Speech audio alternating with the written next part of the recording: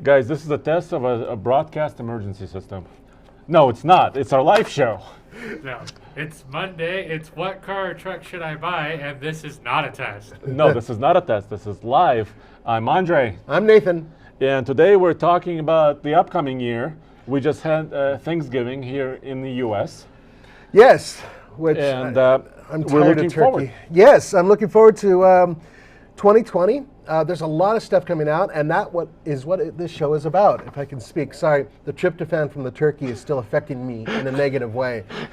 For those of you who are not based in the United States, the overindulgence on turkey after Thanksgiving is what makes it really horrible. Well, yeah, because you cooked a big turkey, and then you have all the leftovers, all the stuffing. And None of the kids freaking eat it, I and swear to God. you keep eating it for the next week. Yeah, next. Anyway, this show is also about you guys, so your comments, questions, discussion. We have prepared questions that we have printed out. Yes, we do. But also, you can use Super Chat or have all the comments here.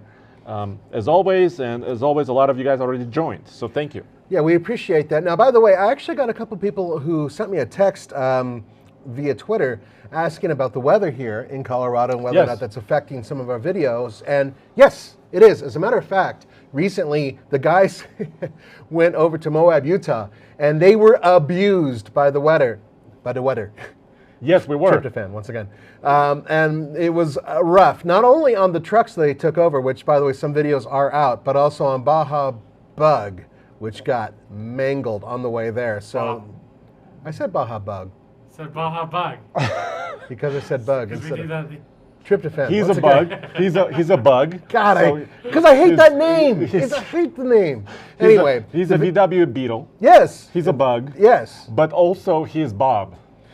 Anyway, so that video is out as well. Actually, a couple videos out there, so I highly recommend you check those out. So yeah, we got slammed with some weather, but see, unlike a lot of the other states that are complaining about it, this is Colorado. We can handle it. We're loving it because Piece of cake. adversity builds new good videos. Yes. And we're going to keep doing it as far as off-roading, snow, you name it.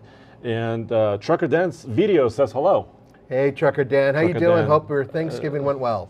Yeah, so thank you guys. So let's just kick off with a quick list. Yes. And then some questions and discussion. So we're looking forward to a lot of trucks and cars in the coming year. Some of them may come at the end of the 2020 year, some may not. This is one thing that's going to be huge. Yeah. The Land Rover Defender. Yeah, it's interesting because the Defender is one of those vehicles that sort of sits on two different realms. There are some people who are really looking forward to it and think that, hey, this could be the thing. And there's other people who already hate it and think that it's not enough or it's a soft roader. So, We'll come back to it, though. We'll come back to it in a minute. Yes. But let's get started on the list, which doesn't start with that. Yes, but it also has the Rivian R1T. And that is on the list. Well, they unveiled it about a year ago in Los Angeles, and it seems like it's been forever ago, but it's only been, like 12 months or 13 months. In a very short amount of time, Rivian has managed to amass a lot of scrutiny, both good and bad, mostly good though, and on top of that, a lot of investment. They received $500 million from Ford, a hell of an investment, and then on top of that, a massive investment from $700 million? From Amazon. From yeah. Amazon. Yeah. And their platform, some of the components are being shared with some stuff that Ford is developing right now. There is a lot going on with this company. It looks like they may be on track for a proper 2020 introduction. Yeah, and they said their official statement was by the end of the year, they will sell at least several trucks, and then come in full force early 2021. I want to address a couple quick questions from the chat. Yeah, go for it. Chris Martin wants to know when 2020 Ford Super Duty trucks will be at dealerships? I was on Twitter last night and I saw a dealer in Denver, South Denver, has a 2020 Tremor. So they're starting to sneak in and arrive. So guys, if you're looking for a 2020 truck, you can check them out probably right now. That's right. Now, keep in mind that they're trying to take a lot of the inventory, God, I can't speak today, that they have on their lots, and they're trying to remove those by the end of the year because, guys, this is the time to make that deal. Good deals. Exactly what I'm getting at. Yep. A lot of Ford questions, so let's hit them just really quick. Okay. John Deere says, when will the 2021 Ford F-150 come out? This is the updated perhaps not all new truck, but we don't know a lot about it. We've seen a lot of prototypes of the new F-150. You and I chased them through the mountains one day. There's a lot of pictures of it on tfltruck.com website. I'm guessing a little bit later in 2020, but once again, I have no official information. Keep in mind that what they try to do is space their introductions so they can actually have a spotlight on them. As such, recently they had a little bit of a tease with the Ford Bronco, and we're going to get a lot more of that in the near future. And I have a feeling that what Ford's going to try to do is not compound the two together. They want that Bronco to shine on its own, the F-150 to shine on its own, you know, et cetera, et cetera. Mustang E, Mach-E to shine right, once which again. is what just came out. So, you know, that's, I believe that's what they're going to do. They're so we don't have a date on that yet. We also don't have much information about the 2020 update for the Ford Ranger. No. I know you guys have asked us. As far as last night, as of last night, there was no new information on this. Yeah. So I wouldn't hold my breath on any major changes quite yet. It's pretty new in our market. Let's hit it with the next item on our list, which is the Porsche Taycan. Taycan. It's their all-electric first Porsche, and obviously we're looking forward to this. And it will be on sale, you know, imminently, if not within a couple of months, few months. Yeah. Now there are some videos that we've already produced on this, including our friend Alex Dykes, who had an opportunity to drive one of those for TFL. At top speed on the Autobahn. That is correct, Amundo. That video, if you guys haven't seen this video, it was really cool. Now, there's a couple things here. I just wanted to make a comment in terms of EVs. Out of everybody at TFL, I've been pretty resistant about it. Resistance. And it's futile. And the thing is that progressively I've become more and more into EVs. There's actually something we're working on right now where an ape like me drives an EV as a commuter for a little while. It's interesting stuff. But the Taycan is something I'm kind of looking forward to. I like Porsche products, and so I'm kind of hoping that this will drive like a Porsche with an electric motor. So I just wanted to throw that out there. Yeah, and we'll get a chance, I think, to drive them as they arrive in Colorado. Yeah, because Porsche always gives us cars. They have not recently. Well, particularly this Porsche, because remember, Nathan, how much this cost? A lot. That was actually a shock for me. Yeah. Because, you know, Tesla is out there, and they're targeting Tesla as one of the main competitors on performance, acceleration, etc. And you can load this puppy up, you know, with $150,000. North of that, even. Yeah. The Taycan Turbo S is $180,000. Would someone please, just for once, explain to me why the word turbo is even in there, because nobody has yet made any sense of that. I've heard lots of excuses, including some German ones, where they say this is a good reason. It's faster. There's the turbo word. Turbocharging has nothing to do with electricity. I'm sorry, until somebody explains it to me, my little brain does not comprehend. You know, I have a washer dryer at my house with a turbo cycle. I have some sunglasses from the 80s that say turbo on the side of them. That's cooler. Yeah. Okay. Yeah, I agree. Mustang Mach-E is another car we're looking forward to because it's more affordable. And it's actually like an everyman, potentially car, starting at what, about $40,000 and up. This is a GT, by the way. Once again, they're using the GT name. First of all, Mustang name. Mach-E name. Oh, that hurt. Yeah. And then GT. There's like about the elephant in the room it's like an aneurysm. Dude. I'm good. What, are you all right? Yeah. I want to have a license plate on that says Dusad, so I could be the Marquis Dusad. The thing is that I don't mind the crossover at all. I love its performance. I don't mind its looks either. I don't mind that it's even inspired by the word Mustang. The fact that the Mustang emblem is right there is really hard for me to take. I owned a 65 Mustang, guys, and a 89 and a few other things. And it's just very difficult for me to look at the PR line on this thing and go, well, if we tell them it's a Mustang, it's a Mustang. Yeah. Watch Ford versus Ferrari, and then after that movie, think about how corporate lines work in PR. Should we move on? Yes. Actually, let's go back for a second on the Porsche, because we're not going to talk about the Taycan. But Trucker Dan was asking, speaking of Porsche, what's going on with our Cayenne, and has it been fixed yet? You probably saw the video. It hasn't been fixed yet. I think it's at the shop. We're working on it, yeah. I think they charge by the moment. So as it's at the shop, right now we're currently being charged just for them smelling the hydraulic fluid. $5, $10, $15, $20. It's just racking up right now. It was the body control system, the hydraulic system that let go. because it was being pushed. Actually, I mean, on the track, It's not, but the because is not fair because yes, okay, Paul is a professional race car driver Yes. and an And actual he knows how to former push a Sting, vehicle. but it should be able to take it, and Well, it's a Porsche. I would expect it to take it. it should be taken. Taycan. It should It's take not it. fixed yet. It's not fixed yet. The thing is, though, Yes. one of the big issues apart from that happening on the track with that Porsche were its tires. So this is like $130,000. Oh, they're terrible tires. Yeah. And it has tires that are $50 a piece. So $200, not per tire, but for the whole set. Yeah, it's so whoever owned it before us have the- put on the crappy. What are they? Achilles. From like They're made in Indonesia. Indonesia. That was it. Yeah. So if you're skimping on tires, I have a sneaking suspicion the previous owner may have also skimped on certain maintenance that may have contributed to that. have you seen the headlight? Did you see the headlights when they came in? How horrible they were. I wasn't going to mention it, but yeah. Yeah, they were Anyway, terrible too. So the point is that our Porsche was not properly maintained before it got here, and then giving it to Paul. That's kind of like giving a raw piece of meat to a Tasmanian devil and then hoping to pet it later. Ain't gonna happen.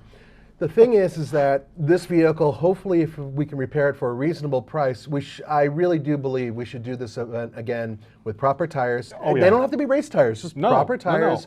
I bet you Paul will spank the Tesla on the track. And he was even saying it. He said the Porsche really has a lot more to give, and it's much more tossable. So we'll see. All right, should we move on? Yeah, a couple of comments here in the chat room. First, Vasily Melnik is saying that Mach-E could be revolutionary for the market, no matter what the name is. So I agree with you. thank I Vasily. just wish it wasn't. They didn't make it part of the Mustang brand. That's my whole thing. It's just being a Mustang guy. But I do think it's a fantastic looking vehicle, and the numbers are looking really good. If Ford can keep the price reasonable, which I think they can, Ford's good at that, then perhaps this could be a game changer, and I hope it is. On the other hand, it's not a Mustang. Okay, let's move on. Okay. Stingray Z has a question here really quick. Maybe we can touch on this. He has a dilemma. He's looking to buy a midsize truck, ZR2 crew cab with a diesel or gas V6, or a Gladiator Rubicon with a 6-speed manual transmission. Oh, well, I already know where I'm going with this. So I think Nathan and I are Manuel. together. Gladiator. I said manual. I said Gladiator. But see, that's the same thing. Oh. Because you're an awesome guy. You know why I loved manual transmission in the Gladiator? The idea of it even is because even if you get the base model, the fact is that you really can, in first gear, you have a really good crawl ratio and you get slightly better mileage. It's especially if you're a decent driver. Yeah. So these are great Especially things. in the Rubicon, where you have the gearing reduction, you have 4 low, proper axles. Yeah, that you can lock up with the and flick of also, switch. I mean, just the freedom of it. You can take off the doors. It's a unique truck. So if you're on the fence, ZR2 is not a bad truck either. Oh, it's an amazing truck. And good suspension in the ZR2, all that stuff. But I think The ZR2, I'm going to say this right now, the ZR2, not even the Bison, just the regular ZR2 with the diesel engine is a better off-road vehicle. It is. It has a shorter wheelbase. It's a little bit easier to move around and be maneuverable. You have a locking front and rear diff. It has all of that stuff that the Rubicon has. However, the Rubicon is more configurable. The Gladiator is more configurable, and it comes with a manual transmission if you want it. Those are big things for certain types of people who like to off-road. So that's where it would sit. This is my decision. This is Andre's decision based on these two vehicles. Yeah. Next on our list is actually a really cool pair of vehicles, or actually a family of vehicles. These are the 2021 Chevy Tahoe, Chevy Suburban, GMC Yukon, XL. These are the current generation trucks. The new next generation is coming very soon. Escalade. Lade. The Escalade, we don't have an event for that one yet. No. But next week, December 10th and 11th, Stephen Elmer is going to be in Michigan, and he's going to bring you all the news about the new Tahoe. That's my boy. I cannot wait. It's been a long time coming. And B. Ruckus has a question about the 2021 Tahoe. Will they have a Trail Boss Tahoe? Doubt it. Oh boy, I hope so. Sincerely, I hope they do, but I doubt, at least right off the bat, I sincerely doubt it. Here's the problem. Well, it's a good thing and a bad thing. First of all, this is an incredibly important platform for General Motors. They're losing a lot of headway because Ford's catching them. They're still, but they're still leading it. Yeah. Independent rear suspension now, all new platform. And because of that, it's not the off-roader that it could be because you no longer have a solid rear axle, right? And because of that, I don't think that the whole Trail Boss moniker is going to work, but I could be wrong, and they may actually build it. Let's hope they do. So I look at it this way. I'm sure there's going to be a Z71. Yes, because that's their kind of a off-roady package, and has been there for decades. With the whatchamacallit, the M80 or whatever rear end. Yeah, the G80, but they may do something else. You know, maybe G80 won't work because it doesn't have the proper pumpkin. Yeah. But anyways, you know, there's a reason why there's no Expedition Raptor, right? If a Ford Expedition Raptor existed, then a Trail Boss Tahoe would have to exist, right? In a way. I understand your point. I don't necessarily agree that it would have to exist. Well, but because General Motors they have to compete. Yeah, but they haven't been. Well, I'm not. But I'm telling them, please, you have to compete. So anyway, and the Yukon is coming in January. Yes. So we're looking forward to those vehicles. And we should be hearing more about the Cadillac soon. I have a feeling right now they're working on trying to find a way to make the front emblem this big, because I don't think they have the forging process to do it quite yet. But they'll get there. You know a sad piece of news with the Escalade though. I was really hoping that at least with the Escalade, you know how they have that twin turbo Blackwing V8, the CT6V. Yeah, which sounds awesome. They should do an Escalade V. Like, I think it would be awesome if they had that engine in there, but recent reports, particularly from Motor Trend, suggest it's not going to happen. Oh, it sounds like they flushed the whole project pretty much, right? Or shelved it at the very least. Dude, I don't get it. That engine, they worked on it so hard. It's an amazing engine. What is it, 550 horsepower at least? Yeah, over 600 pound-feet of torque. Yes. At least in the CT6. Super efficient is what I'm hearing too. And it's General Motors, the entire board, including you, Mary Barra. Bad, naughty. Okay, let's move on. Okay, another car that we're all looking forward to, which could be another huge industry thing, is a VW ID Cross, and also the ID4. Oh, come on, Nathan. You know how much you love the ID Buzz. I do like the ID Buzz, but it's not on this list, is it? No, that's not coming in 2020. That, I have a feeling, is very similar to what the production vehicle is going to look like. And the thing about Volkswagen is they've actually been in the electric game a lot longer than people realize. As a matter of fact, we have in our long-term fleet a Volkswagen Golf E. And it has been an interesting... Just saying. It's Volkswagen Volkswagen e-Golf. God, Monday. So that car is in our fleet, and we are driving it as a commuter and getting some real mileage in it. Now, bear in mind, this vehicle is going to disappear. However, it gives us a taste of what Volkswagen has in mind in terms of electrification. And they've also invested billions in an infrastructure with other partners in the United States to create more charge points and everything else along the way. So all of that is happening. This car, I'm interested in because Volkswagen is quite serious about making this affordable. New platform built in America. Yeah, built in America. So they're trying really hard on this one. Supposedly, but I haven't driven one yet. No. Nobody has. And they have the clout to do it. I mean, they have the budgets, and if they want to shift gears, literally, from one platform to another, and actually make this a success, I think they have a really good shot. There is a lot of potential there. And also remember, a lot of that Dieselgate money that was owed to the United States, that money has also been, some of it's been promised to make electric vehicles, and they've been sort of trying really hard to make that happen. Michael DeAngelis in the chat room says, GMC AT4 versus Power Wagon. Video was great. I chose the Power Wagon. I would choose Power Wagon any day of the week. We also published, with two videos actually, one on TFL Truck and one on TFL Off-Road, where Steven and Roman did a video comparing the two trucks. I really liked that video because it showed some great things, including articulation and how locking diffs versus open diffs work. Et cetera. It was really good, and I really wish I could have been there. The guys did a great job. The guys did a fantastic job. Well, the shift is in the air. The next car on our list is also electric. So I think the winds are changing towards electricity in a lot of ways. It's the Tesla Y job. No, it's Model Y. It's the Tesla Model Y. Before we get to that, yes, Going back to the GM SUVs for a second, Yes. Chris Martin had what I thought was a really good idea.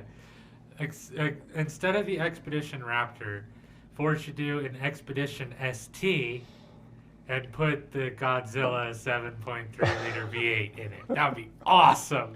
And make a twin turbocharged while you're at it. Yeah. They already have it. I mean, rumor has it. So Chris, you may be onto something, but I don't think it's going to be V8 powered. I'm sorry to say. Yeah. So the recently, you know how they had the negotiations with the automotive union, Yeah. UAW.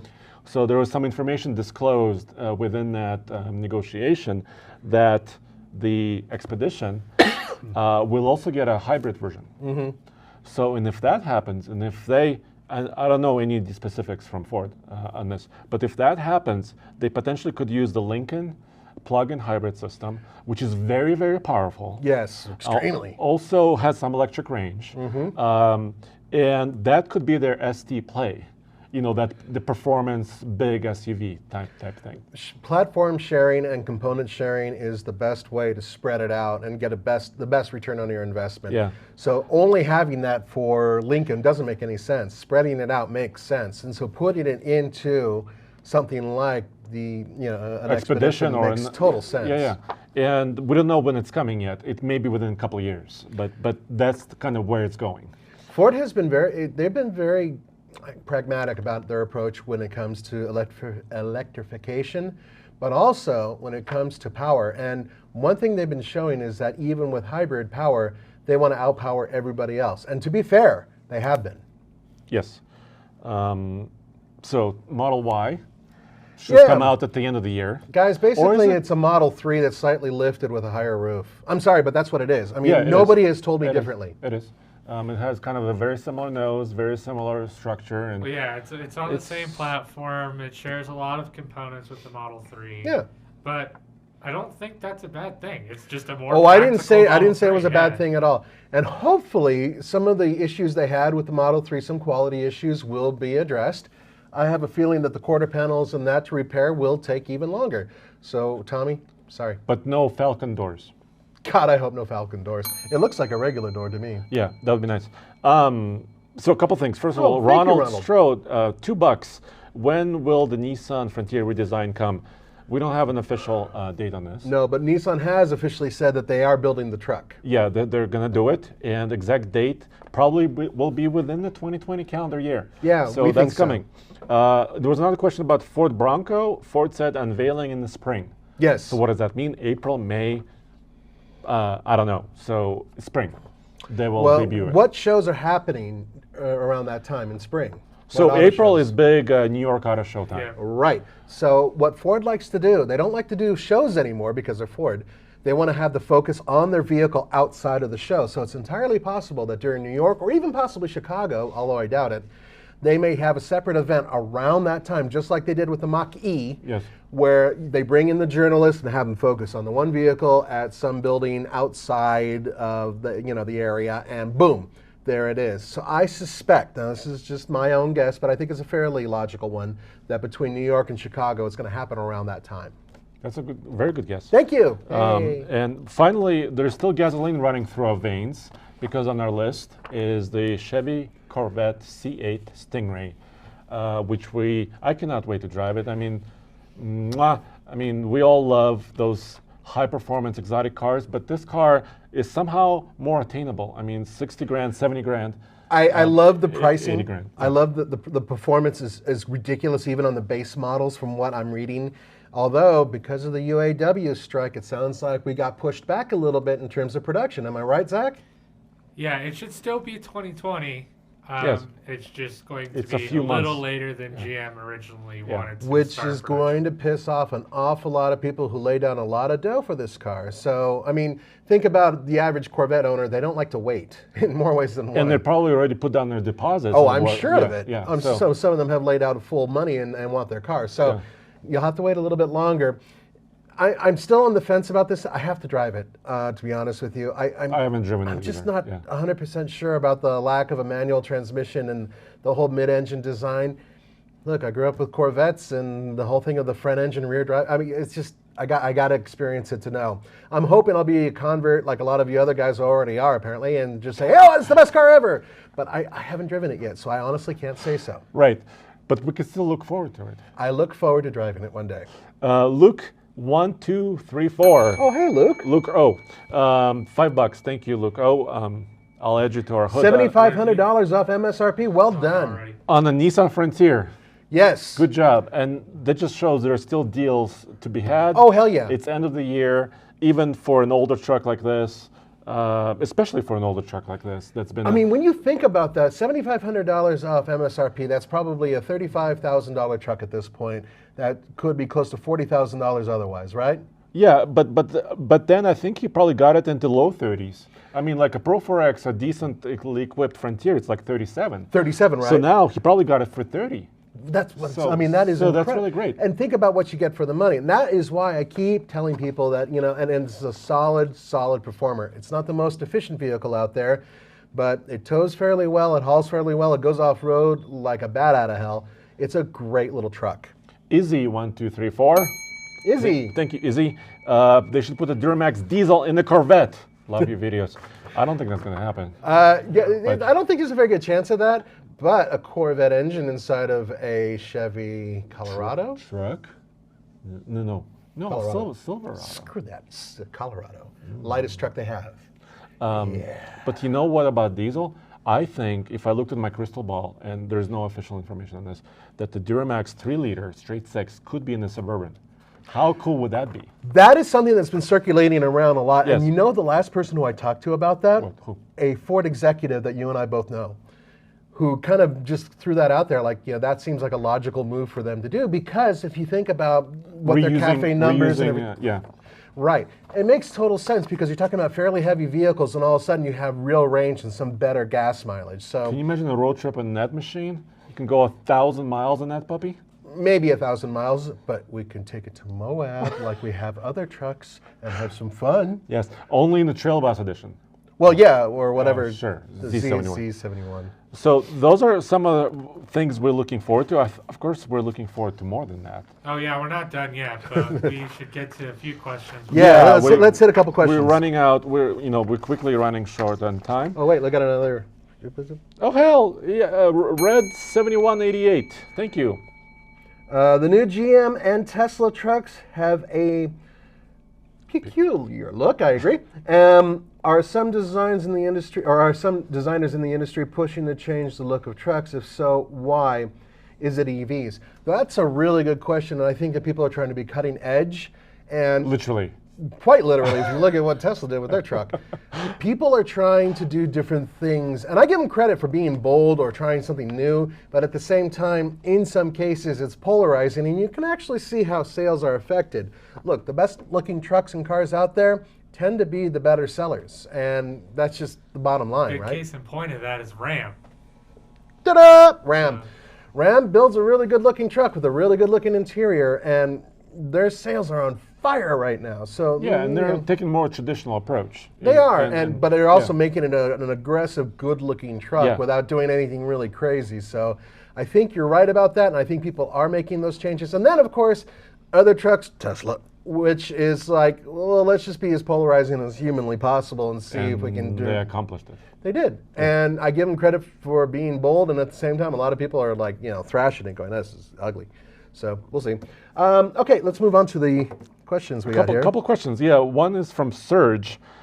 He wants to buy a Ram 1500. Speaking of which, he's debating between a Hemi V8 and a Pentastar Hemi. V6. I'm sorry. Continue. Nathan says Hemi. It just fell right out.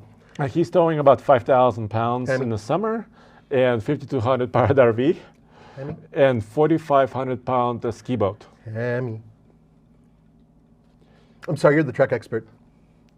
If you Hemi. can, if you can, if you can find a great deal, a Hemi is a great engine. Yeah, it's the better And you don't have to choice. get an e-torque system if you're not sure about the mild hybrid, If there was a major difference in efficiency, which there which isn't. we haven't found. No, we haven't. Right. Well, I'm talking about the Pentastar as well. Yes. it's a lot of weight for the V6 to tug around just on the truck alone. So the whole thing is with the Hemi, it just seems like it's a little bit more relaxed and a little bit more capable of towing. We've done great towing with our Hemi setup. Oh yeah, it's unstoppable even in the mountains. Absolutely, So, I would totally recommend the Hemi. So if you do want to save money, if you don't feel like a V8 is needed, and if you don't live in the mountains, which I don't think you do, in Ontario, maybe you should talk to Steven. I still say the Hemi.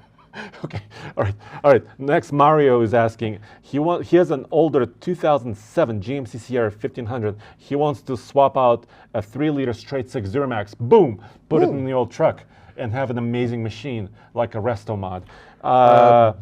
So can I do it? So I don't know if this is available yet. The new 3-liter straight 6 diesel has just been arriving in dealers now. Yeah, it's not a crate engine yet, but it's possible. I don't know if they will do it as a crate engine. I think they need demand in order to make that happen. So the thing about the latest engines, and it's made it to a 10-speed, by the way. Right. They're highly computerized. So in order to adopt that engine to an older vehicle, that could be a big task. I would imagine you'll need all of the hardware and software. Basically, what you're doing is you're taking everything out of the modern truck and putting it in there with the various computers that takes to run it, and there's probably a half a dozen. Yeah. And then on top of that, the fuel injection system and all that. And then fuel tank. Fuel got tank. a diesel tank. Right. Right. So it's a lot of work. DEF fluid. So this could be a big project. So that was my question. And he was asking, am I able to do it since I live in California, which is a pertinent question. There are emissions concerns with doing that. It's California legal. They may come and tase you if you do that. Just letting you know, I'm a former California resident here. As long as you don't delete the DEF system. Yes. It's unlikely somebody will tase you. But the other question is the cost of doing a diesel swapping an old Sierra really worth it over just, say, going and buying a new Sierra? So, well, that's kind of the thing. I don't understand how that would in any way be cost effective. So you just might as well just buy a new one. Unless you just like this body style and you want to maybe put the front clip on there or something. I read Mario's question as a one of passion, so not one of logic, because if you're spending 30 grand on a swap, a complicated swap like this, then cost effectiveness is not there, right? Okay. Yeah, you don't necessarily want a new truck. You want to stick with this truck and just kind of maybe an older body style, and you don't like the new style, right, or something. You know like what that. you may want to consider doing then is finding one that perhaps was recently involved in an incident that's considered a salvage title. Remove the upper section from it, so basically the front clip and also the bed, and then put on yours. And that way, you're saving yourself a lot of time and trouble, and you still have the cockpit, which has all the instrumentation and all the electronics. But an older look, yeah. Maybe that will work. That's brilliant. Red 7188, $5. Thank you again, Red. You should look up Moon Patrol. One of my favorite old games, dude. I love that game. Moon Patrol, yes. No, actually, I think the Moon Patrol vehicles is better looking and have more wheels. We are wrapping up. We're coming kind of closer to our usual show. Yeah. Do you want to hit Brian's? Do we have time, or do you want to jump to Gregory's? Should I get really quick? Let's do lightning round. Okay. Round. Ram with the off-road package. Currently, I have a 2019 Ram Limited without an off-road package. I think you're getting a lot with an off-road package in a Ram truck. Yeah, I agree. Because you're getting a small lift, 1-inch lift, very similar to a Rebel, but you're not getting like all the other Rebel bits, but you're getting tires. You're getting tires, but you're not getting the locking rear diff. I think you may be. Really? Is that maybe an option? So, I'm sorry, I don't know 100% on the rear diff. But you're getting kind of the good bits, right? The tires are very important. You're getting more aggressive tires. You're getting a small suspension lift for better clearance. So I would say yes. If you don't want to step all the way up to a Rebel, I think an off-road package makes sense. And Gregory says, has a question about why no full-time four-wheel drive on the Gladiator? Well, why have it in the first place? I mean, the whole thing is, you want some efficiencies with a rear-wheel drive to switch. They also have an automatic mode. They do have automatic mode in the Gladiator Overland. Yeah. So to each their own. Steven just recently did a video comparing an Overland Gladiator versus Rubicon. Right. Good video on TFL Off-Road. Yeah, it's a really good video. And the thing is that the modern day four-wheel drive systems are a lot different than the older ones because they are working in some cases with traction control, and you do have ABS systems. So it's a lot different than your old school, like my Suzuki, where you just put in a four-wheel drive and good luck, you have, a couple wheels spinning. Yeah. This is a lot different. And so they are functioning not like an all-wheel drive system, but closer to. So keep that in mind as well. Kevin and Joseph Whiskey Beal said a rear diff is optional. So Okay. you could add that, so that's goodness. So I think if you don't like the Rebel look, but you want still an off-roady truck, I think an off-road package is good. Yeah, I wish that was something that on-ramp. GM did. Ford does it. Well, actually, Toyota needs to do it too. God, they need to do it with What? the Tundra. What? An option for a locking rear Well, diff. they need to redesign it. Huh? They need to redesign the Tundra. Oh God, yeah, completely. That's another truck that needs to desperately be designed. And somebody was redesigned. asking us, are we looking forward to it? Well, we don't know when it's coming, necessarily. So Toyota's yes. being so canny about this whole thing. It's ridiculous. So finally, our final kind of like just little ending Okay, real list, quick. Of things we're looking forward to. Yeah, we're looking forward. Because we're looking forward to more. 2021 Jeep Wagoneer and Grand Wagoneer. Yeah, there's a couple stories on that we have both on TFL That's Truck. not it. That's not it.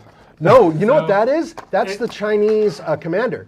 Yes. And that is a vehicle that has been seen testing around the United States as well. But this platform is much more of a front engine, front drive bias setup as opposed to a proper truck-based SUV, which is what we're talking about with the upcoming Grand Wagoneer and Wagoneer. So the idea here, like using this as a stand-in for the Wagoneer and Grand Wagoneer, is basically just size and shape, not necessarily platform and power. And maybe like a little bit of style. A little bit of the style, we A little bit think. of the style. But if you go to TFL Truck, Andre actually posted a story about the fact that there's an independent rear suspension that's pretty obvious. Mm-hmm. And then on TFL Car, on the Ask Nathan segment that happens every Sunday, I've actually got a little bit of rumored information thrown in there along with a whole bunch of information that we do know about the vehicle. So Yeah.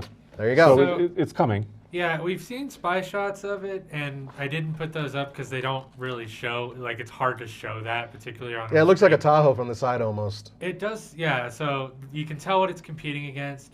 At the front and the back, it has styling that is very similar to the Grand Cherokee. Mm-hmm.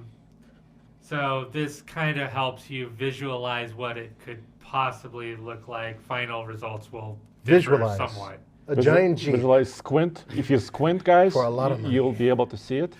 I just want to mention there's a lot of guys thanking us for a show. We thank you for joining. Ron Smith, G. Smith, DJ Underwood. Freewheelin says, next time you're in Moab, look me up. We try, but we're usually in and out like madmen. Or they're breaking stuff. Yes. Like Last Volkswagens. thing on this. Joseph Whiskey Bill says it needs to not look like just an enlarged Jeep Grand Cherokee. completely totally agree. agree with that. I agree. I want wood paneling. No, well, Real wood paneling too. optional wood paneling, maybe. Or vinyl. Shag carpet. So, a couple more we're looking forward to. Yeah. Okay, real Land quick. Rover Defender, Yeah, huge. which we kind of mentioned it already. We did mention it already. It's- There's a video, a ton of videos that we have on this, including a recent one from the LA Auto Show with Steven going through it with Roman. There's some cool stuff I didn't realize about it, including check out what they did with the snorkel, or whatever the hell they're going to call it, because God forbid you call it a snorkel. It's a raised air intake God! with Land Rover. Yeah, stop. And also, there's actually kind of a cool ladder. So there's accessories with it that are pretty cool. A lot of accessories, yes. The question is whether or not it's going to be as off-road ready as it looks. And I'm kind of hoping it is, because it would really help them. Yes. Also, of course, we're looking forward to the Bronco. We already kind of mentioned it. Bronco and the baby Bronco. They both Broncos. This is the Baja one. This is the race truck That you got a prototype. chance to hang out with. I hung out with it, and it did Baja 1000, but it didn't finish within the allotment of time. So I think someone ran into it or something like that. yeah, that was the story. That there Yeah. was some contact, some damage. They repaired it, but the truck was never quite the same. Which I thought I is a saw bummer. a Ford exec deliberately pushing something into it too, but I don't know. That was a rumor. Whoa. Bonus, nothing official yet with the Ram Dakota. No, nothing official yet, but here's the funny part about that. They have been whispering about having a more affordable alternative to the Jeep Gladiator because they don't have anything that competes in that lower end market that's in the 20s to the 30s. They need something to compete against the Toyota Tacoma, the Ford Ranger, the Chevy Colorado, GMC King, and the redesigned Frontier. Damn, you're good. They need a truck that doesn't start at 35 and go up to 60. No, they need something that starts in the low 20s, which is where everybody else sits. Yeah. It could work, yes. So there are a lot of potentials out there, and remember, God, now they're going to be partnered with Peugeot, so there are a lot of potential vehicles out there that they could actually be working with, including a car-based truck-ish type thing, kind of like the Honda Ridgeline, and we have seen them testing a variety of Fiat-based little pickup trucks around Detroit, quite a bit actually. Yeah. B. Ruckus is saying Bronco reveal date set. No, it's not. Kevin is asking, what about the Ram TRX? If it actually arrives next year, hell yeah. They don't have a date for it yet. So of course, we're looking forward to that. But we've been waiting and waiting. So hopefully they figured out how to smack 700 horsepower into a Ram chassis. Oh, I'm pretty sure they figured that out a while ago because we've been seeing some prototypes running around. We're pretty damn sure that those are the right prototypes too. So it may be later in the year, even like Ross is mentioning here. Right. So we'll see. Right now, FCA might be waiting to pounce that onto something, like someone has a big thing. Oh, look, we have a brand new Chevrolet, da-da-da-da. Oh, yeah? Here's our TRX. Bye-bye. Well, here's one theory I have. It's going back to at the start of the show, you're talking about the redesigned F-150, right? Yes. If they do reveal it in 2020, I think you're right, and that Ford will kind of put a before show event like they did with the Mustang Mach-E. Right. Probably, I would guess around Detroit, because Detroit's in June. In June. That's right. It is in June. They moved Detroit out that of would show. get it out Which of is the way awesome. of the Bronco. And if they do reveal the Bronco in New York, that means Ford would effectively own 2 shows. And maybe Ram could see that as an opportunity. And they can. If Ford's going to, you have a new F-150. And Oh, yeah. Bam! New Rebel TRX. Although, real quickly, guys, Chicago and Ram go together. Yeah, they really do go together. Ram has done a lot of debuts there, and I have a feeling that they may continue to do that. Maybe they'll step on the Bronco. Maybe. So anyway, there you have it. I think we kind of exhausted our show today. I want to keep going, but we gotta go. We gotta saddle up, guys. Hey, thank you. I apologize for being salty. Somebody else said earlier. No, they thanked you. They thanked me? Okay, Yes. You're welcome. It's been, the Thanksgiving break was rough. It was really rough on me, so I'm just getting over it. Well, it's not going to get any easier. It's not going to get any easier. So for those of you who had a great Thanksgiving, awesome. For those of you who do not care, please do not eat turkey. It's, God, I can't even say the word anymore without thinking of pain. Okay. See you guys. Have a wonderful week, and we will be back on Friday For truck show. for the truck show at noon Pacific time. Heck yeah. All right, so let me play us out. Play us out, homeboy. Oh, wait. No, that's the wrong song. God, what did you That was a do? good- Oh, no, guys, I'm sorry. Andre is playing the proxy of... Cut.